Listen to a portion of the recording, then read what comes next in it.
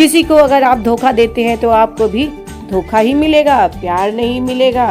गधा, लोमड़ी और सियार की कहानी। अगर आपको पसंद आए तो लाइक, कमेंट, शेयर, सब्सक्राइब जरूर करें। हेलो हाय फ्रेंड्स, मैं हूँ सपना और मैं लाती हूँ आपके लिए नई नई कहानियाँ। तो कहानी पसंद आने पर लाइक जरूर करें। एक बहुत बड़ा जंगल था। उस जंगल में कई जानवर रहते थे, पर सभी जानवर एक दूसरे के मित्र थे। लेकिन उनमें से एक था गधा, जिसका कोई भी मित्र नहीं था। वह अकेला था। वह अपने आप को एकदम अकेला और असहाय महसूस करता था। एक बार जंगल में रहने वाले चालाक लोमड़ी से उसकी मुलाकात हो गई। बेचारा सीधा साधा गधा, वो तो उसे देखकर खुश हो गया। उसने गधे के सामने मित्रता का प्रस्ताव रखा। गधे का कोई भी मित्र नहीं था। पूरे जंगल में वो अकेला था, इसलिए उसने भी मित्रता स्वीकार कर ली। दोनों एक दूसरे को वचन दिए, कस्में दी, वादे किए और सदा एक दूसरे के साथ रहने का, मदद करने की सहायता भी किए और दोनों करने के कई वचने खाए। उस दिन के बाद दोनों आपस में अधिकांश समय एक दूसरे के साथ गुजारने लगे। जंगल में घूमा करते, घंटों एक दूसरे से बातें किया करते। लोमड़ी के साथ पाकर उसको बहुत मजा आता था। दोस्त ने भी सोचा कि मेरे कोई दोस्त नहीं था तो चलो कम से कम कोई दोस्त तो बना। एक दिन दोनों जंगल के तालाब में किनारे बातें कर रहे थे। तभी जंगल का राजा शेर वहां पानी पीने आया। उसने जैसे ही गधे को देखा, उसके मुंह में पानी आ गया। वह बस सोचने लगा कि काश ये मुझे मिल जाए, काश ये मुझे मिल जाए, मैं इसे खा जाऊं, मैं इसे खा जाऊं। लोमड़ी ने भी शेर की मनसा भांप ली और देखा कि ये क्या चाहता है।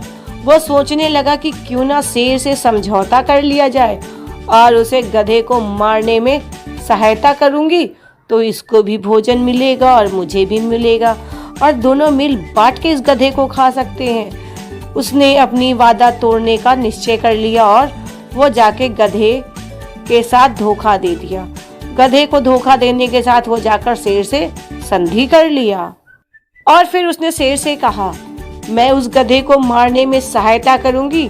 इस तरह आधा भोजन आप करिएगा और आधा भोजन मैं करूंगी।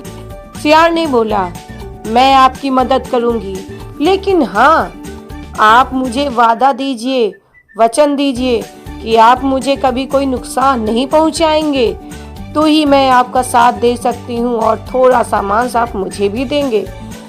भला शेर के सामने आए हुए प्रस्ताव ने क्यों शेर मना करता भाई? शेर ने सोचा, सामने से मिल रहा है मुझे भोजन का अवसर, मैं क्यों मना करूं।